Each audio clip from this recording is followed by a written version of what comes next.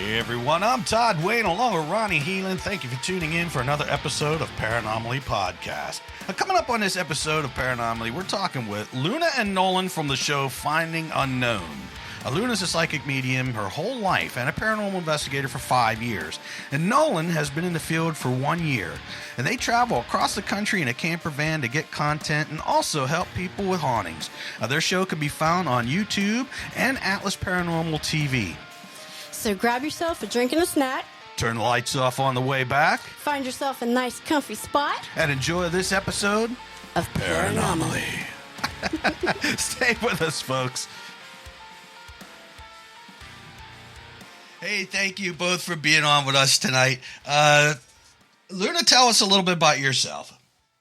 So I am a psychic medium, paranormal investigator. I've been doing this quote unquote professionally for about 5 years now. I have my own production company, Luna Paranormal LLC.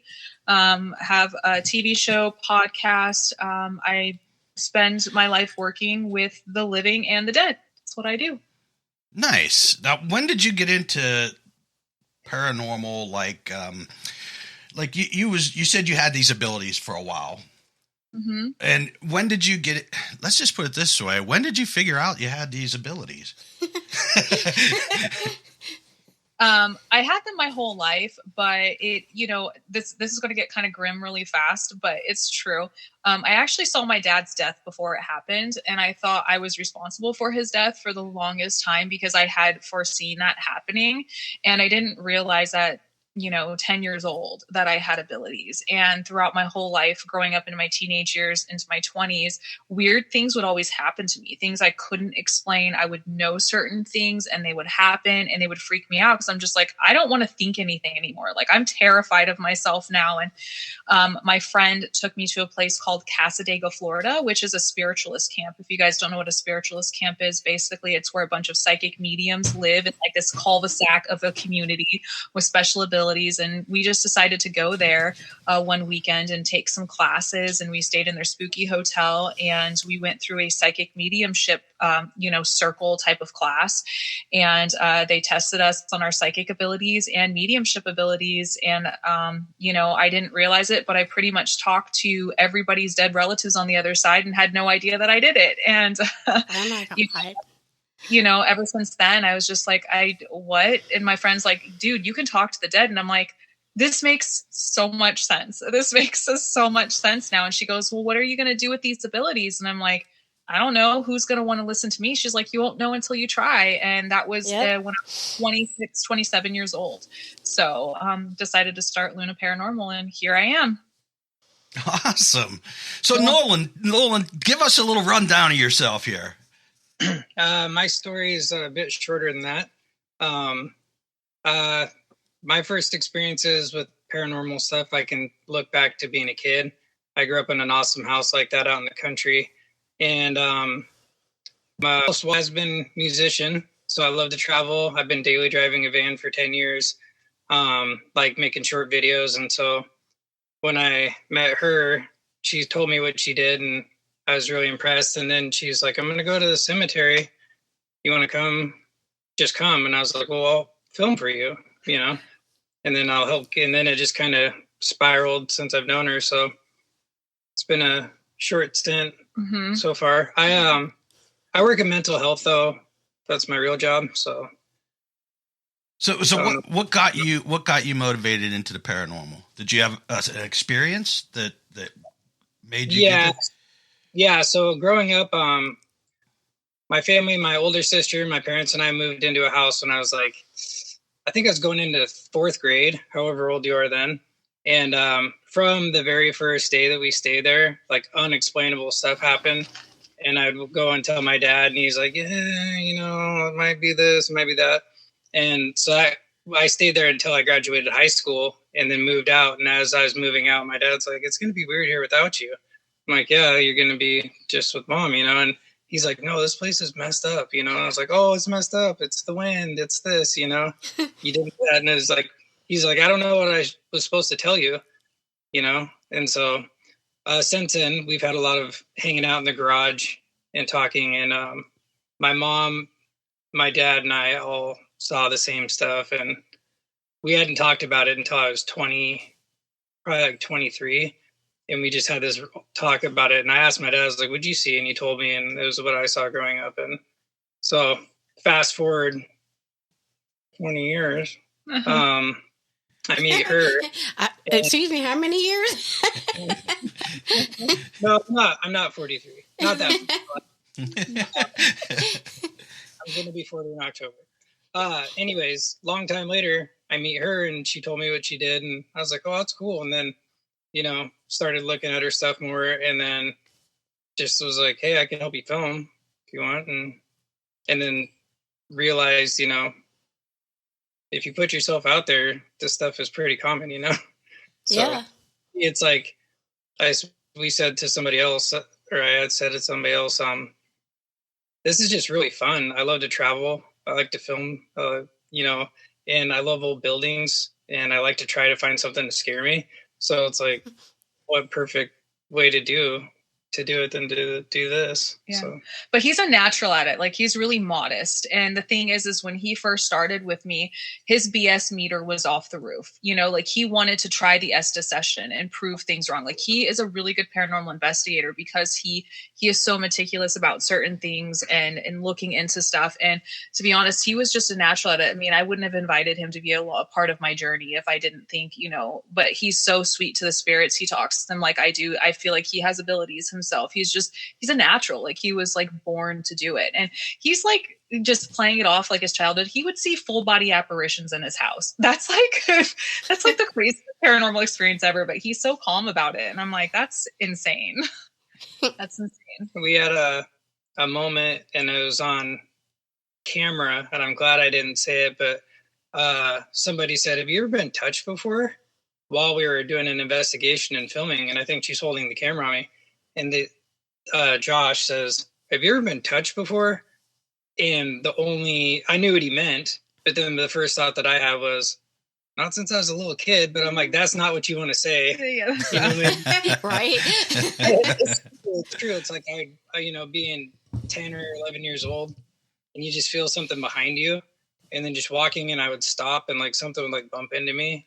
I was like, I've been in this house by myself for 7 hours, and seeing footprints all the time that weren't ours, and Yeah. it snowed up there almost every year, like a little bit.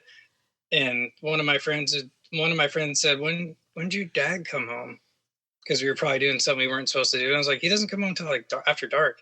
And then like look back, and there's like a third set of footprints in the snow with us, and there's nobody out there. We were like out. Oh, that's cool. That's your first bit of evidence right there. Yeah. Like no big deal, like a motorcycle track, BB gun, Yeah. No big. And as I grew up, I was like, holy crap, like I want to go back there. Yeah. And that place has been bought and sold.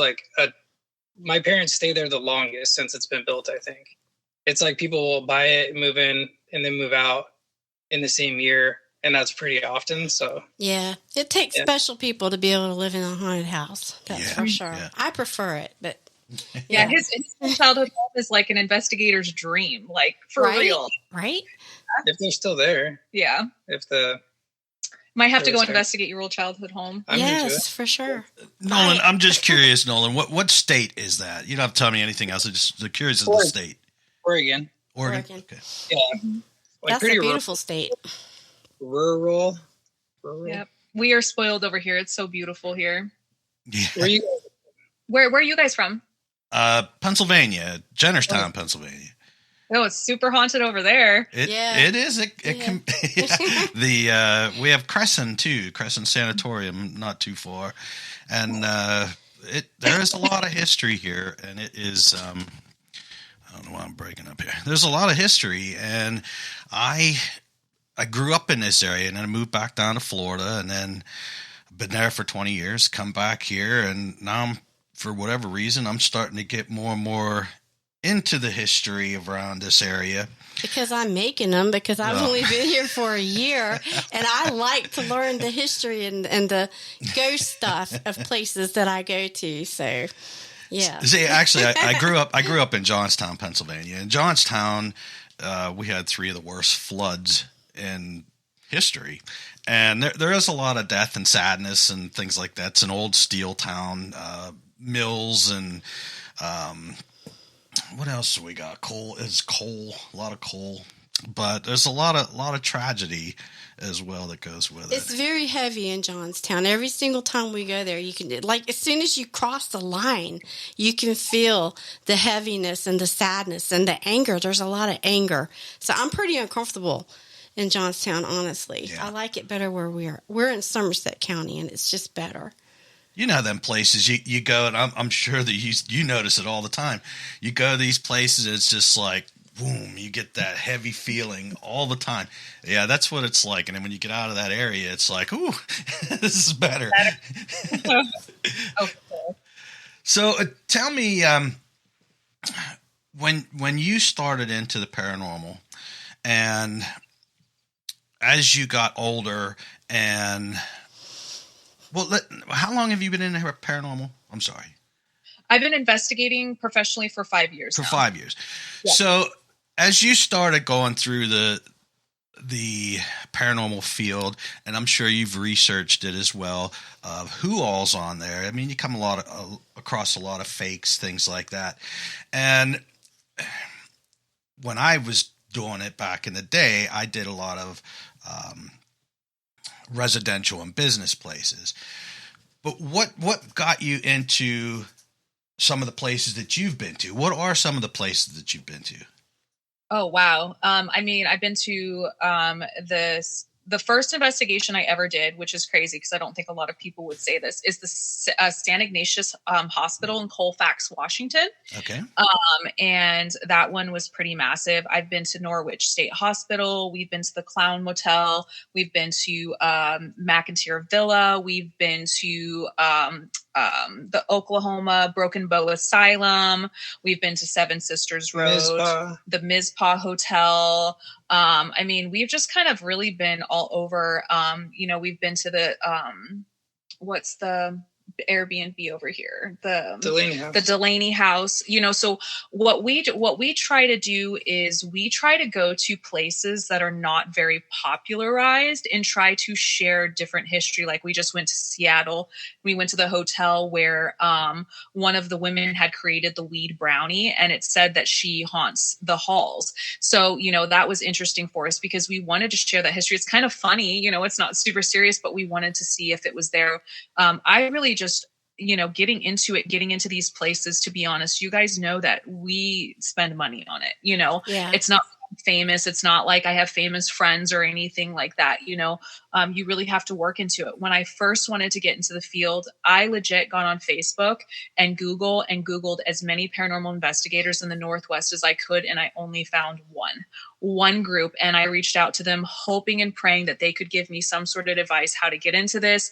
What should I do? And I found one friend, Brett, from Breakpoint Paranormal, who ended up being my friend really fast and helped me and kind of teach me into this, field and find all these people. But I will say that I believe TikTok is where I grew my community the fastest and met all of these amazing people. Some not so much, but mostly amazing people and friends, to where the community just got bigger and bigger over the years, to now I just get invited to certain places like, hey, you should come here. And hey, you should come here. It's just like, man, if I had money for all these plane tickets, I would be busy 24/7. Right. Like the paranormal, and I tell people it is a very expensive hobby. Yes, it is massively expensive, because just to get into St. Ignatius Hospital, it's $1,000 for 8 hours. Oh my God. Well, yeah, but you're renting the whole place though. Yeah. I mean, it's not like you're going to Waverly Hills Public Investigations. You're actually renting the whole thing. A whole freaking hospital. It's insane. It's expensive. Not a lot of people can just throw a G, out, because that's like what they do for a living, and at the time I was working in marketing before I did this full time, and it's like, it's expensive. So we do get invited mostly through friends now and acquaintances. Like it's gotten to that point where our little black book is just getting bigger and bigger now. But at first I had to fight my way into a lot of places. Yeah. And of course you start in cemeteries, of course, Yeah. But I find cemeteries really aren't that haunted. They're cool, but they're not that haunted. I find them very peaceful. I grew up playing in cemeteries my whole life. I love cemeteries. Me too. Yeah, I don't know. how I feel if I was dead. I don't know if I'd want to hang out at my grave all the time. I'd rather just go, wander around. I have a list of people I would haunt. That's for sure. Right? I feel that. Yes. So, what do you think about the dead? Do you think that? And it's so hard to say this because I'm like a skeptical believer. Okay, but I believe if you have enough evidence, I believe it. Mm-hmm. Okay, but like for example, EVPs. Where do they come from? They come right out of thin air. So, is it really the paranormal that we're talking to, or is it? Do you think could it be interdimensional, or you know what I mean? Could it be aliens reaching out? I have no idea. Tell us what your thoughts are. See, this is hard because I'm a medium. I talk to the dead. Oh, that's right. She does. Nothing I can do about that. Yeah. But here's the thing, though. I think what you're saying is a healthy way of looking at the paranormal, because there are a lot of people who are extreme where they think everything's the paranormal and there's no convincing them, where paranormal investigators, and I don't think people understand this between ghost hunters and paranormal investigators, is it's going in and doing the research and understanding the history, respecting the place, and looking at every possible option and answer of it not being paranormal before we say it's paranormal. Exactly. And that's such an amazing investigator, because your mind is open to other ideas besides the paranormal. So yes, from working with my spirit guides and talking to people on the other side, there is just a simple veil that separates us between the other side and us. I do believe that aliens exist. I do believe vampires, all that stuff exists. They all exist in their own dimension, energy, time, field.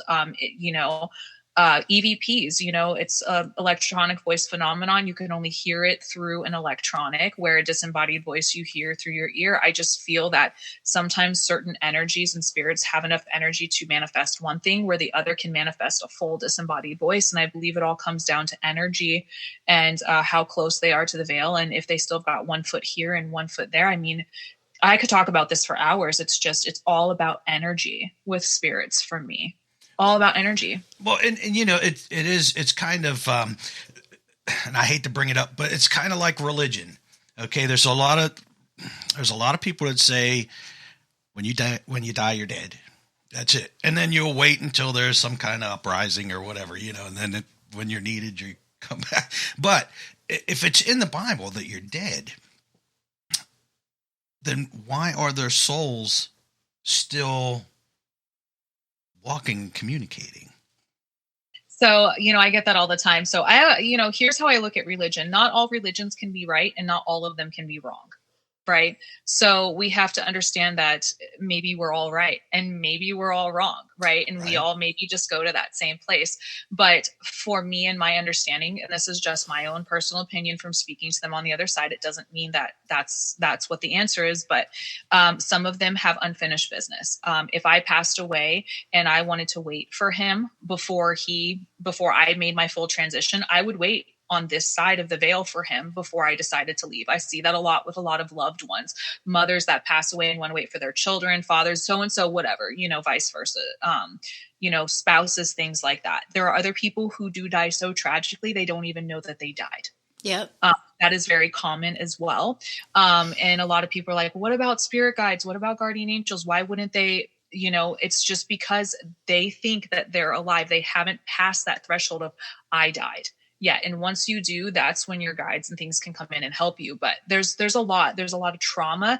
There's some that just don't want to. And a lot of people have to remember your soul is what works this physical body. Once it leaves this body, you still have free will. Just because the Bible or this religion says that you have to do certain things, we still get to make the same exact choices on the other side. If we want to stay here, we can stay here, from my understanding. If we want to be with God or whatever it is you believe, you can go do that. You can absolutely do that. It's all about free will for them on the other side. It's the same thing. Right. Yeah. And it makes perfect sense to us. But, sometimes we're asked, well, this, if you're dead, you're dead. And I'm like, okay, no. I don't know how else to say it.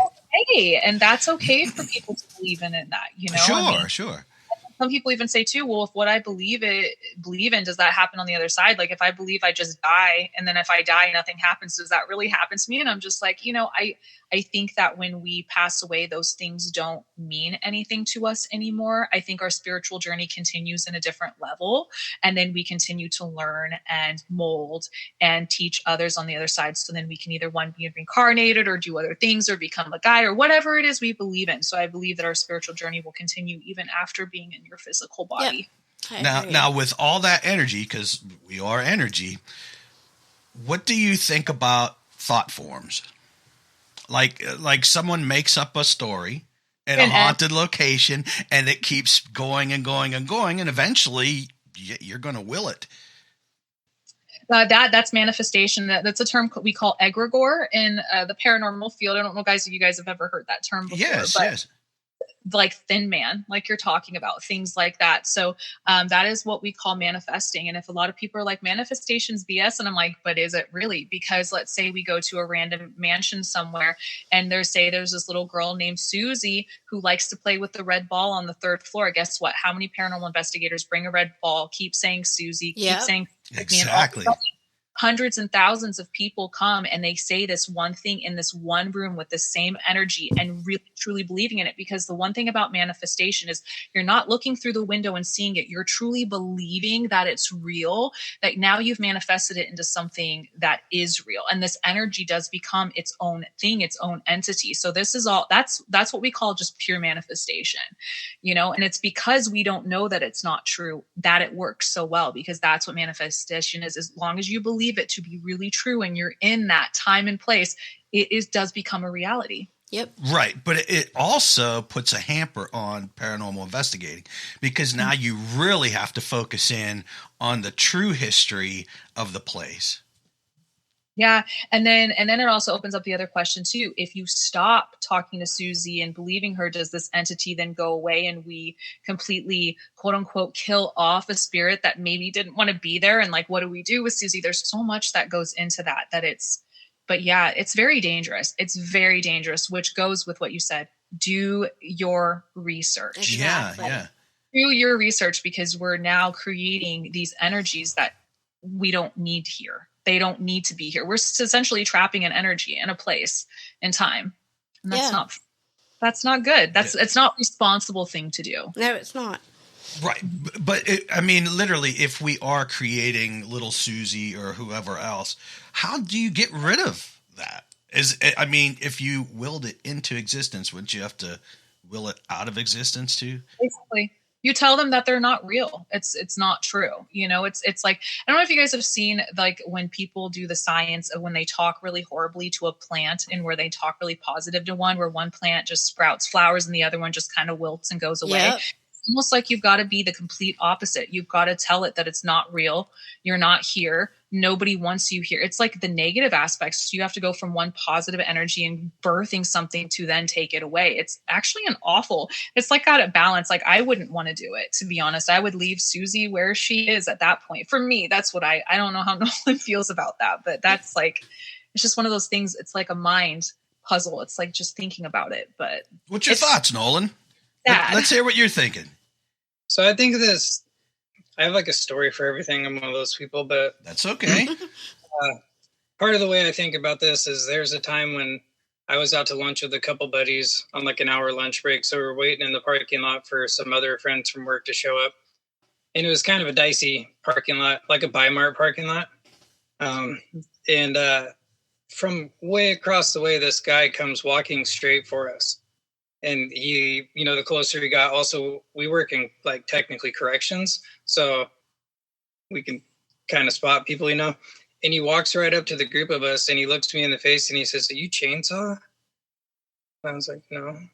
He's like, "All right then," walks away. And then my buddies look at me like, "What part about you says Chainsaw?" And what if I would have said yes? Like, where could that have went to, Yeah. Right.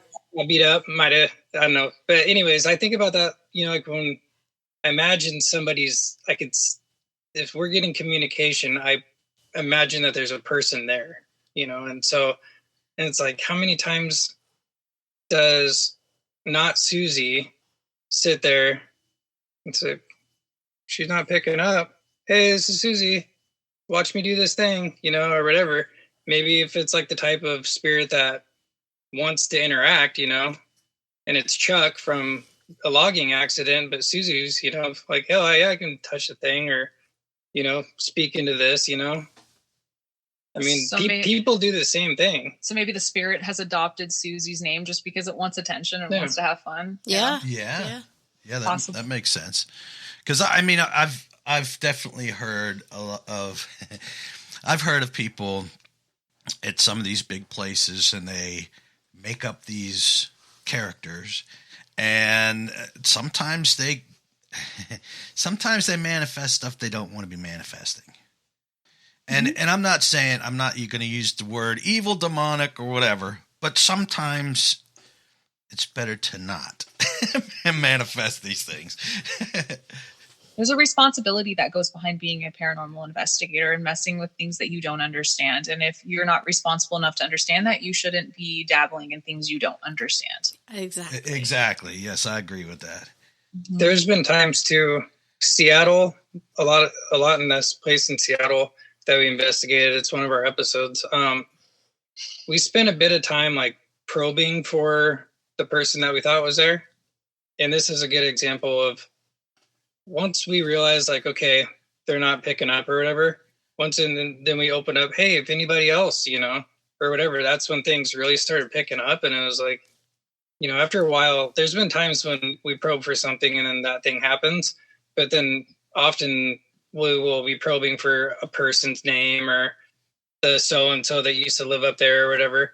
And if it doesn't, get anything, it seems like things really pick up after that. So it's almost like they're like, oh, okay, I thought, this is a public conversation, come over here. Yeah. Watch me, do this thing.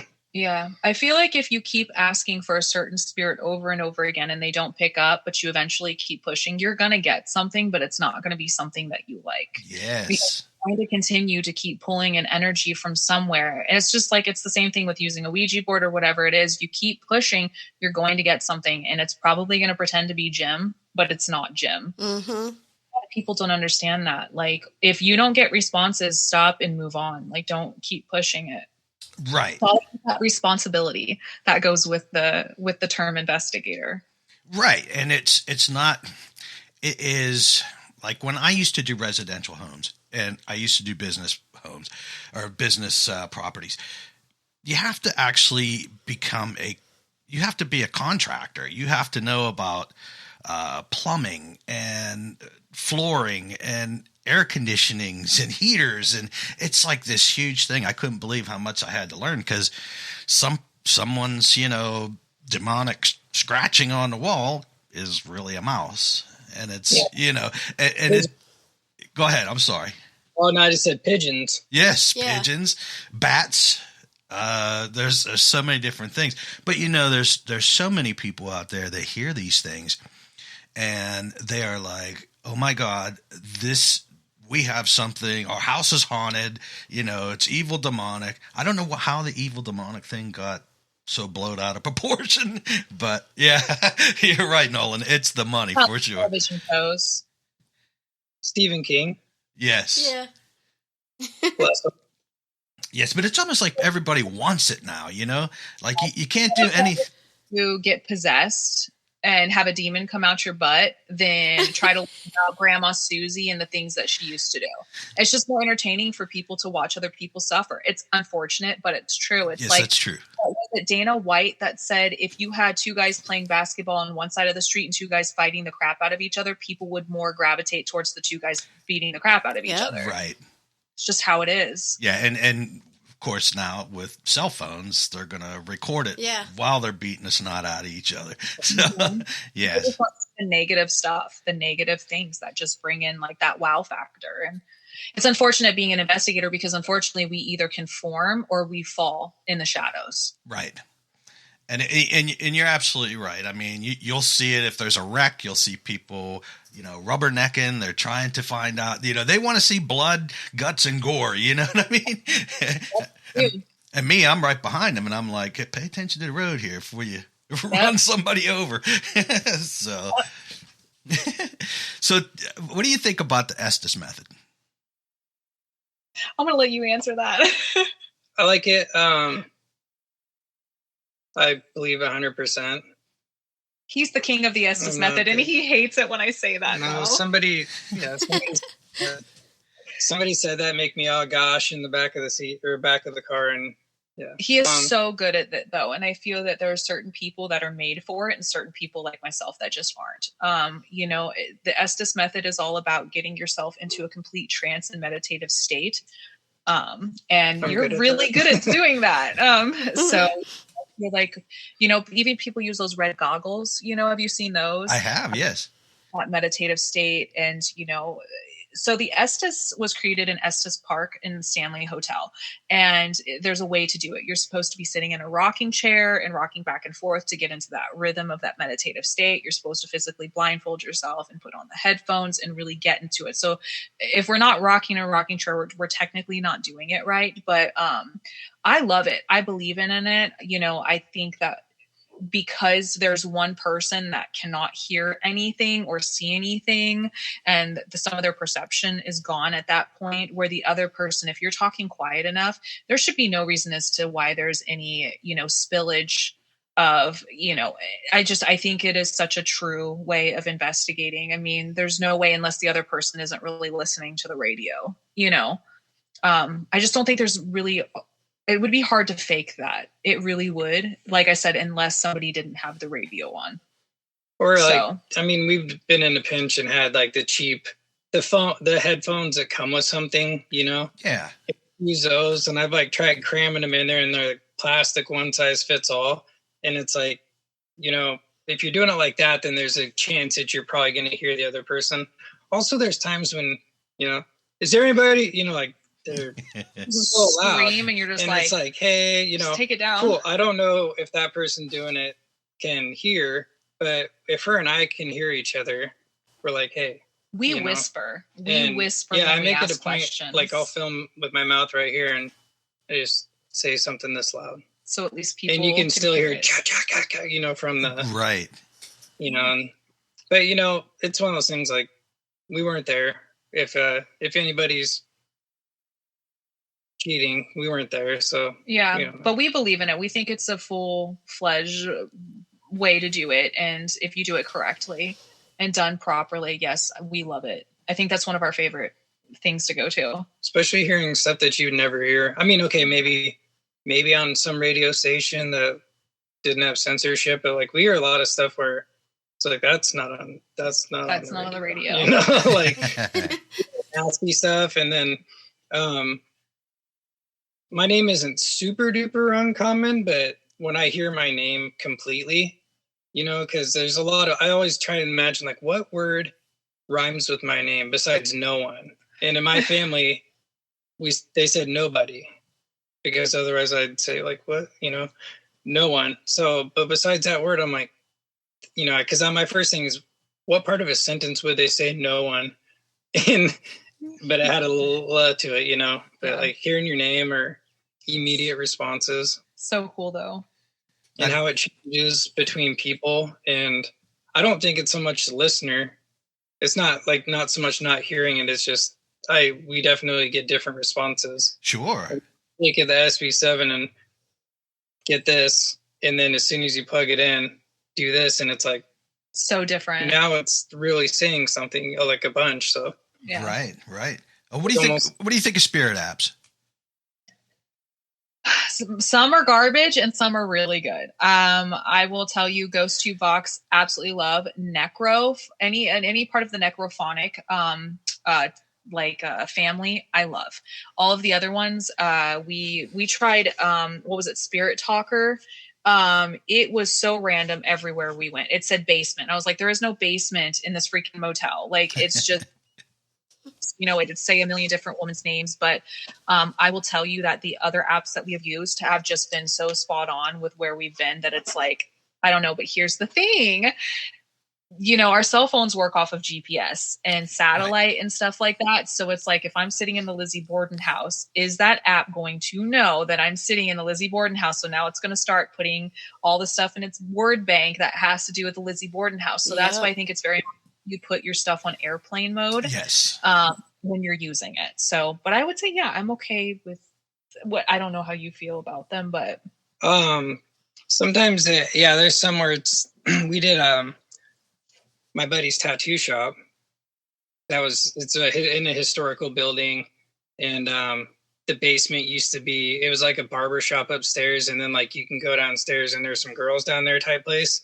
Way back when, and the only thing it would say was like old lady names. Yeah. And so we were like, okay, were these the women of the night? And it said like 17 women's names. Wow. And then front yard, and then that, so one thing, because my first thing too is like, is that a coincidence that it said that?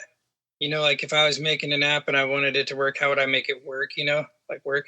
And if it's just a randomly saying stuff, how coincidental sometimes is it that it lines up? But one thing that we do kind of, maybe we didn't entirely do it on purpose, but if you watch one of our episodes and see an app saying something, you're going to see probably minutes before that and minutes after it. Whereas sometimes you watch a show and it's like, is there anybody here? And it says, yes, I'm here. And they're like, oh, and then they show you on their thing and it said like 7 other words, and it said, you know After what I mean? that, yeah. So it's like, yeah, it's a show. You got to, keep it going. But it's like, if we get a response, it's to what we said right there. Yeah. And, especially like when we were getting crazy EVPs, like getting screamed at, and it's like minutes of one take, and it's not the best, we're passing the camera back and forth, but it's like, this is all right now. We're not going to fast forward and then show a different take for what we just heard to what we just said. Right. So, try and do that, but it's hard because, can't have, you could have like 3-hour long episodes, but watch it. People aren't even finishing our 1-hour episodes. Yeah. But no, and I try to do the same. I'm like, wordless banks for these things seem to work phenomenally instead of something that has the constant words like an ovulus, which I'm not saying an ovulus don't work, because I have seen some pretty compelling stuff when they're asking a question, knowing the history, and they're picking up some stuff from the ovulus. So I don't know. I really don't know, but I do believe that the wordless banked ones, necrophonic, ghost vox tube, or whatever that's called, I do believe those work well. There's a brand new one though that just came out that's called, it's part of the necrophonic family. It's called Necrometer, and I'm pretty impressed with that one too. So you guys need to look that one. It's called Necrometer. It sounds about that. And it's pretty creepy, honestly. It's the voices that they have built into it is pretty insane. But yeah, I would definitely say it's worth it. It's part of the Necro family, and it's basically just like it's a word bank. The words will show up here and stuff, and it's got like magnetic, meter on it. It's really freaking cool. So you guys should download it. If it's pretty creepy. The voices are insanely creepy too, so it just adds that extra dose of like, ooh. Yeah. You can choose like British lady, robot, or creepy seance voice. Yeah, Satan's nephew. Yeah, Satan's nephew. Oh my god. Really cool though. It talks to you like this. Everything that comes through, it's going like this with its hands. Like, yeah. Yeah, it's really creepy, but I love it though. So if you guys like Necro, you'll definitely like that. That's its new app. Heck yeah. It's really cool. Yeah, we'll definitely check it out. That's the Necro dice. I've been seeing people use that, and I'm not 100% sold on that, but I am sold on people using regular dice, with letters on them. I have seen that work. I actually have some of those. I have some of the letter dice, which I need to start doing in our investigations. I just don't think people would really care too much. But the one that I can't get past is the one where you text people through your phone, the spirits through your phone, and then supposedly they text back to you. That one I can't seem to get on the same bandwagon. Right. Yeah, that's kind of weird. You can't ask somebody best buy anything on a computer without going through a bot. So I mean, don't know. I could imagine that. I don't know if you There's a guys have bot seen for that, that. the app where you guys can text a spirit and then they'll text back to you. I have not. No. I don't It's- think I could buy into that. Okay, you're doing all right. Yeah, you're doing okay if fine. you haven't heard it. Yeah. But well, it's just like Nolan just said about bots and things, and now I've been reading a lot about the AI stuff, the chat stuff, and I'm like, is this going to make paranormal investigating even harder? That's okay though. I'm okay with that. I'm okay with anything that could possibly I don't want things to be even harder. I mean, seriously, the whole demon thing just makes our job harder in general. Right. And then we get slack for our titles and our thumbnails on YouTube because it's like, what choice do we have? You boxed us into this thing. But, Right. For me, AI comes around. I'm okay with it being a little bit harder for us. At least it's something that's not stupid, and glamorized, if a robot's I'm okay with it being a little bit harder because it means that if you do get evidence, it's real evidence, Well, right. You just have to do more with researching. Yeah, it's going to leave less room for faking stuff too. So Hell I yeah. thought I'm all for that. I thought she was teetering between about to say like when AI takes over, it's going to be fine. And then I was just it's not thinking, gonna be fine. if you heard the way she talks to her Alexa, Girl, Alexa pisses me off sometimes. I am marked. Alexa is wherever that is, doing one-handed push-ups, just waiting to take over a body to come and probably slap her. I think my TV, getting that from YouTube. Thank you. Yeah. I mean, me. I might lose my cool a little bit sometimes, but I try to Alexa, keep it. Shut up. Right? I'm a really nice person, but she is like this close to Right? just get thrown away. I just she gives me sass and lip all the time. I'll just be like, Alexa notification. She's like, did you know that you could buy this? I'm like, I don't care. Right? That's not what I asked for. So here, where we were doing something and like we just kind of called, do we bring something home? Like if we go to 3 or 4 places in the same week or whatever, and it's like it gets to where it's like we're hearing that stuff like shuffling around or Walking around random back here. noises, and then the Alexa will be like, "Sure, there are 4 places to get soup that are still open, right?" And we're watching, something over here, and it's like. But That's hilarious. then that's a spirit, and it musters up the energy to be like, Navy bean soup, where is it? He's maybe screaming it at us like, all I want is soup. And then Alexa's like, yeah, you could go buy some. There's some as long as you don't start speaking up at 3 a.m., we're good. Yeah. So there are stories, and she is an electronic, and what do spirits manipulate? Anything electronic. Yeah. So That's right. And I was just going to ask you if you ever had anything weird happen with Alexa. my sister has. Oh, wow. I'm speaking some weird different language. My sister said hers was doing some weird satanic stuff. Oh, I don't God. say, but at 3 a.m. it was Everything's speaking satanic. a different language to her. So she ran up and unplugged it, and she goes, "Why was it speaking some weird tongue, different language?" And I was like, "I don't know. I wasn't there, but why didn't you hit record? Because I kind of would like to see it on video." Right? But yeah, she got rid of hers. She couldn't do it anymore. Oh, man. That would flip me out. That would flip me out too. Big time. I just hope that I'm cognizant enough to hit the record button, and Right. just for evidence. But yeah, we do get a lot of footsteps walking around in here. I heard it the other night. I just got done with surgery a week ago, so I've been healing. So, maybe some of my family members and stuff, but I woke up to footsteps walking around right behind us, and I would wake up and I look and it stops. Sometimes we'll hear them moving stuff in our refrigerator, shifting pots and pans behind us. We hear a lot of weird shuffling. We'll just be like, "Hey, calm down over there." Right? They get into everything. It sounds like they got the munchies or something. Yeah. Honestly, we had a time when the fridge was open, like it was like cracked open, which I've thought about this a lot, like how much energy it would take. If it takes us this, how hard is that if you're, don't have a body? But I swear we didn't leave it open. Yeah. Like So I can promise that. weird things. And yeah, so things like that. And like our garages, I had a moment there, and then I told her about it.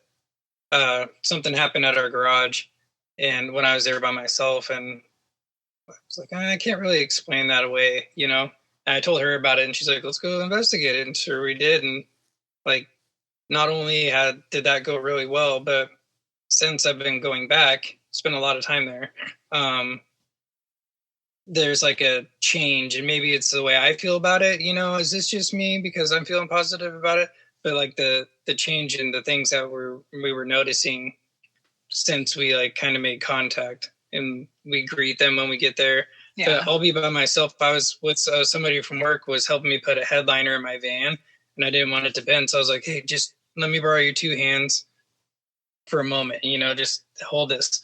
And he's like, starts doing this because there's a loft upstairs, and you can just hear a box like sliding across the floor. And Whoa. he's like, what is that? And I was like, Howard. There's nobody up there. It's Howard. I was like, if you look, there's going to be, it's really clean. It's in a good area. So there's no or there might be little bugs, but there's no rats or birds or anything like that. And it's like, also, is a rat dragging? It's clearly cardboard sliding above us. It's and just Howard. He's cleaning. I said, go look up there there's a flashlight. Go look, but there's nothing up there. Wow. And then you won't hear anything, and then you'll come back down, and then you'll hear it more. He'll start moving more things around. It's pretty cool. It's really neat. Yeah, working on the van. I was like, crap, did we just like conjure something up? And I'm laying underneath my van, like, please don't make this fall on me. Yeah. But the thing is like, I honestly, it's like every day for me, it's like making toast every day or making my coffee. When something weird happens, I'm just like, whatever, it doesn't creep me out anymore. I don't know if it's like that for you guys either, but I'm so used to it now. If they're not around me, I just don't feel at home. And I know that's really weird. Right. I feel that way. We've had things that were going on since I got back in March, and as of late, nothing has been going on, and I'm like, I feel a little lonely, like, You probably will tonight, though, because it seems like every now and again when we have a guest on and we're talking, after that, things happen. Yeah, and we got a cat now, Leo, and Leo sees them, and like, we're in the bedroom, and he's looking in the living room, and he keeps on, and we did the thing. We did a ghost box. Yeah, a ghost box session, and got something. We put it on where did we put it? Where did you put that? It's still on the computer. Oh, you didn't upload it onto the pages? The one that when they said we are the seekers or whatever the heck that was. Oh yeah, the gatekeepers. Yeah, we have the gatekeepers here. We have there was a voice that come through. It was like we are the seekers or the keepers, and I'm like, geez. I was like, I want to know more about this. Cool. That's really cool. So yeah, I mean, we do have stuff happen, and wouldn't be like you. Like I don't know how I couldn't be how you are with spirits, because I'm highly empath, so I don't know how to shut it off. And all I do is continue to feel everything. And Ronnie's the same way. She's the same way I am. We feel it everywhere. We walk into Walmart, of course, it's all anger then. Yeah, especially in Johnstown. But it's you go anywhere, we feel everybody's energies and angers and happiness, and we just don't know how to shut it off. It kind of sucks, Luna. Like, I wish I could have went to a place like you did in Florida to help me hone in on things, and also to block things when I don't want it bothering me, because I can't control it. I don't go on and say that I'm a medium or whatever, but I have all these abilities, but I can't control them. Things just come to me, and I'll talk myself out of it. Like you, like I see things, or I'll dream it before it happens, and I'll be like, no, I'm just I'm overthinking it, or it's just a dream or whatever, and then it'll happen. I'll be like, well, goddamn, So grocery stores are the worst. I don't like grocery stores because everybody's so anxious to get in and get out. So yes. typically I always tell people who are very empathic, which I'm very sorry for that. I would never want to be an empath on top of being a psychic medium because it's torture for the body. It sucks. Yes. Cover your heads. So whether that's a hood, whether that's a beanie, whether that's a hat, cover your head before you go into these places so your crown chakra is protected from other people's energies. You can even block your third eye chakra too. So try covering your head the next time you go into big crowds and places and see if that helps you a little bit. That's a good idea. Yes. People away from that, or just don't go into grocery stores. I try to just do delivery or pickup most of the time. Right. I would rather do that too. It's all about, I always tell people, like, there's some that don't want their abilities. And I just say, unfortunately, you got them, and embrace it and accept and know it's a part of you. And once you do that, things get better. But it's okay too with just saying, like, hey, I'm about to go in here. I just need this, I need this, and I need this. If you set those intentions, get that energy going. I think light meditation is the best. If you just imagine yourself being surrounded by any color light of just a big protection, like Bubble Boy, just a light of protection, and just say, I don't want anything to come past this energy field that's this and this and this. And all you have to do is just imagine a light of any color surrounding you, and there's your protection right there. And I feel like helps significantly. So movie theaters, things like that. So you guys can give it a shot. And I tell Todd that all the time when he has to go to a certain place to see a certain person. And I'm just like, babe, put your purple bubble of protection around they cannot penetrate it. Like, you're safe in your bubble. I'm also a believer in crystals. So when when I was in beauty school with a bunch of little 20-somethings, and all the hormones and whatnot, I loaded down with the crystals in my bra every day, girl. Every day. All the time. No, it's true. Crystals. Yeah, I definitely would say crystals, but the light meditation is the easiest to do. It takes just a few seconds to imagine it around you. Just know that nothing, whatever intention you set, whatever you don't want to come through, it's real. I know it sounds crazy, but mine is purple too. I like the lavender purple. Yep. They make feel positive. Some people see rainbow, some people see crystal lights, blue, red, black. It doesn't matter. Whatever makes you feel the best. You set those intentions, cover your head in big places. I think you guys will do a lot better. Heck yeah, babe. And I have all the beautiful hats in there with the sparkle and the bling. So, yeah, I'll pass on the sparkle and bling. Oh, you want to wear it. Because that would be like a tornadoed mess by the time I was done. So let me ask this question. What do you feel about saging? People go into their houses and they're like, oh, boy, we got some kind of evil thing. We need to sage. What do you think of that? Sage gets rid of energy. It doesn't necessarily get rid of super evil things. So if we're talking demonic level stuff, the sage isn't going to help you. Sorry, that's just how it is. I love saging. I think everybody should sage their home at least once a month. Just the energy in there. You just have to be really responsible in how you do it. Make sure you have a window open, your front door open. The energy's got to somewhere, if you're in a bad mood that day, having a crappy day, I would not sage. Turn on your favorite music, really be in a good mood when you do it. Just really, say love and light, just really set those intentions. I think it's great. I think depending on the type of haunting you have and what it is that you're looking to do, if you do not specialize in saging or Palo Santo or whatever it is, don't do it. Reach out, ask for help, and understand before you do it, because sometimes when it comes to cleansing, some cleansings are permanent and you can't undo them. And which means you might have trapped an energy in your home instead of releasing it out. And now how the heck are they supposed to get out? So I always tell people sometimes it's permanent and you have to be very, very careful. So if you don't know what you're doing, ask for help. But I think it's great. And we sage all the time. Like, that's like incense and sage. That's what we do. Me too. Yeah, and there's different kinds of sage too. I mean, there's sweetgrass and white sage and blue sage, and there's all kinds. Dragon's blood. And I feel that they all do a certain thing. So you can't just take like anything and go into a house and it's cleanse. about your intentions too. Right. It's all about your intent.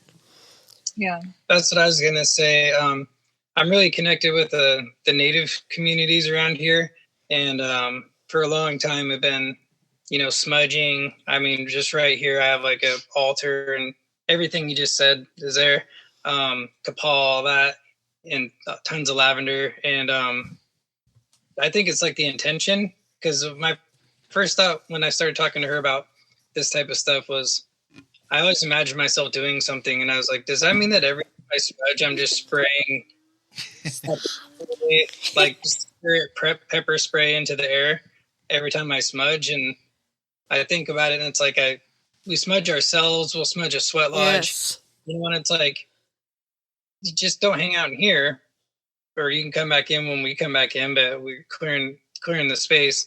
But you can always go over there. And then I imagine, well, if I was just spraying like pepper spray in the air by myself, not hitting anybody, no big deal. But then if you're going around your whole house, like, get out of here, then maybe that's the point of it. Yeah, I definitely say it does get rid of certain energies in your home. I mean, if you want some loved ones to say, I think sage is perfect because the loved ones aren't going to leave. I think those negative energies. But if you're looking for get rid of it all, get done with it, besides the demonic stuff, Palo Santo. But that will also get rid of your loved ones too. That is like, and it stinks really bad. I'm not a fan of it, but that is definitely one of those I would go to if your home was having some serious issues above a demonic case. Yeah. So what about like railroad spikes? I see people that like I've actually seen it done once with iron railroad spikes, and they put it on all four corners of their house or their yard. Does it work? We have a whole box of them, which is funny. His parents have a railroad right next to them, so we go and pick them up. But yes, it does work. Iron does work. Yep, keeps the spirits out. It's like a threshold they just can't get past. Same with graveyard dirt. Some spirits cannot pass through graveyard dirt. So they have to be iron spikes, right? Yeah. Okay. Yeah, different kinds now, so people might not always get an iron one. I have a blacksmith friend, which is why I find stuff. When I find stuff like this, I pass along to him. But I recently learned that they're not all iron. I had to do a residential case where it looked to be a demonic case, but it was not. It was actually two Native American energies fighting a civil war on their property, and their house was in the middle of it. So things were flying off their counters. Their dogs were pushed, kids were getting nightmares. It was really bad, to where it had to do a full Palo Santo salt cleansing. But I also buried 4 railroad true iron stakes at the corner of each corner of their home to keep those spirits from entering in. And so far it's been really good, but I told her, it's her responsibility to keep cleansing the home, keep saging the home, to keep that energy there. And I told her, I was like, look, there's always going to be little bits of energy, things moving in your house. Just say, listen, get out, the door's right there. And so since she started standing up and realizing this energy isn't bad, it's just 2 Native American energies, she realized, like, hey, it's good. But yeah, I do believe the iron stakes have helped significantly keep the negative spirits out of her home, which is great. So sometimes I'll use it in my cleansing kits. Now that wouldn't interfere with a loved one, would it? No, that's just for a darker spirit. Yeah. So your loved ones, typically the only thing that's going to get rid of your loved ones is you and Palo Santo. I've learned that. But they can come back after you've saged Palo Santo, but just know that you're going to cleanse everything at that time out of your house. But you're really, truly the only one that can make them go away. Okay. All right. Yeah, I was just curious. I mean, there's different things for different things, like tar water. You can use that for something really bad. So I don't even know where you get tar water anymore. When I was younger, I could find it. New Orleans is where you'll typically get it. Okay. All right. You can get anything in New Orleans. Yeah, just about. Anything you need. So tell us, what do you have for the future? What's your future endeavors look like? What do you want from the future? We have the second season of our show out now, Finding Unknown, on YouTube. It's also on Atlas Paranormal TV as well. It's a streaming network. We are going to continue to keep traveling and finishing out season 2 from our last travel. And then next year, we've got some really massive things happening for us. Not things that we can speak of right now, but some really cool collab stuff going. But we just want to keep growing to the point to where it's paying for itself at this point. We just want to just have fun, continue to do this. And yeah, I mean, we're not going to stop. I mean, to be honest, I wish I could answer that question, but I don't really know what the future has in store for us. But I just know that big things are coming, and I just feel it. I just want to keep doing what it is I love to do. Awesome. That. Yeah. I'm a little jealous. You know, and I would tell people, don't be. You can do it, because if I can do it, you can do it. You know, I have no, we have no background in editing, video, anything. Sure. We're both self-taught. You know, you just keep going, don't stop. You know, if you do what it is that you love to do, the universe will provide everything else for you. That's and true. That sounds true. So as long as you're doing what it is you love, everything else just falls into place for you. So don't be jealous. Just do it. Just take one foot in front of the other. Just keep doing it. Because, you know, a lot of people called us crazy and we're like, we wish we could do. And we're just like, sometimes it doesn't feel real to us, but we just do it, you know, because Right. you have one life to live. Exactly. Do it. Just do what makes you happy. Don't chase the fame. Don't chase the money. Just chase what it is you love to do. Everything else follows. And then Nolan, he said that he does behavioral health stuff, so he has a regular job too, and you as well, I would imagine, Luna. Correct? I do not. I do this full time. So March of this year, I quit my job in marketing to pursue this full time, because this is my passion. So to make daily living and get the cream cheese and bagels on my table, I do tarot and psychic mediumship readings. Yes. Yep. That's what I do on the Heck side. yeah. Yeah. Mm-hmm. And, candle work, spell work, cleansings, things like that. right. And you know, we had discussed it, you know, it's expensive to do what you're doing.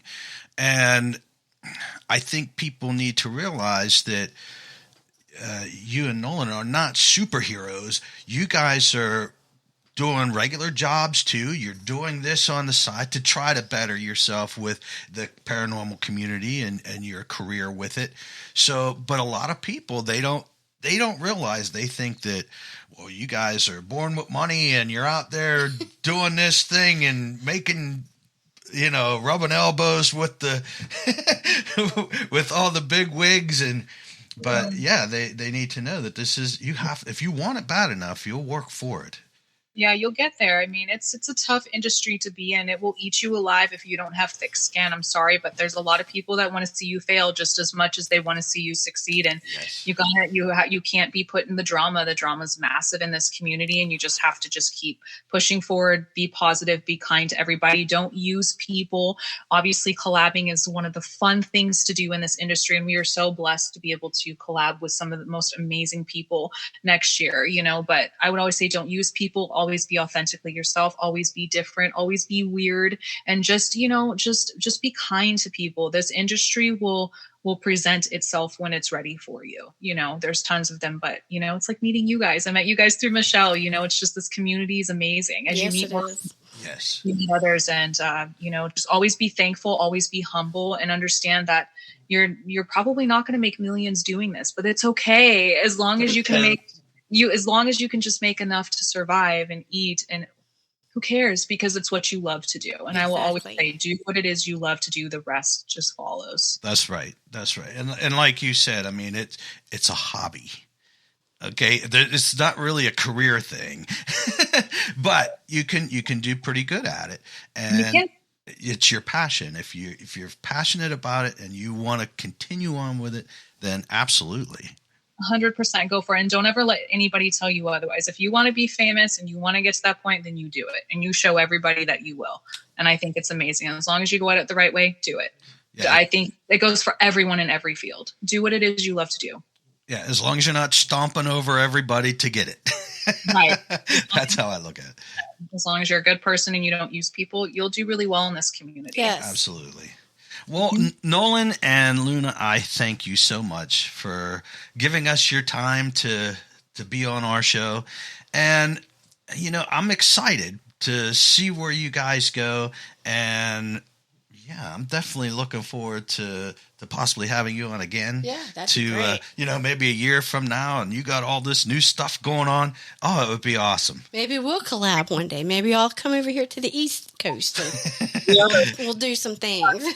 We would like to collab. So we always tell everybody, it doesn't matter how many followers you have or whatever. If you want to collab with us, the door is open. Just ask us and we will make time. We always want people to be around us and ghost hunt. And that's what we want. That's our passion. So we're not above any of that. So Just walk quietly. Just walk quietly and don't scream behind my ear and we're good to go.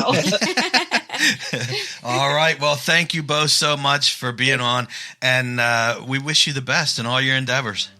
Awesome. It was an honor. Thank you guys so much. Take care. All right. You Thank too. you. Good Bye-bye night. now. Bye. Hey, thanks for tuning in with us tonight, and I hope you enjoyed this episode. Please make sure to like, subscribe, and follow to receive notifications when new content from Paranomaly Podcast is made available.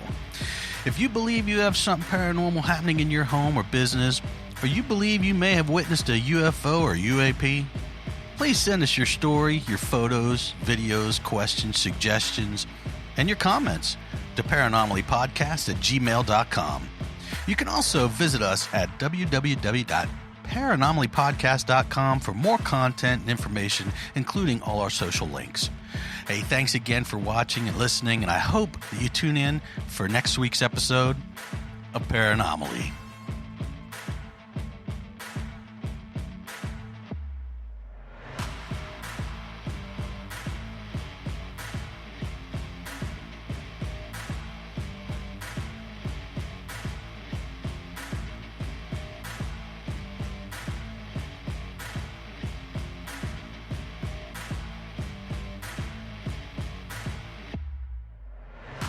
Hey, a word of caution.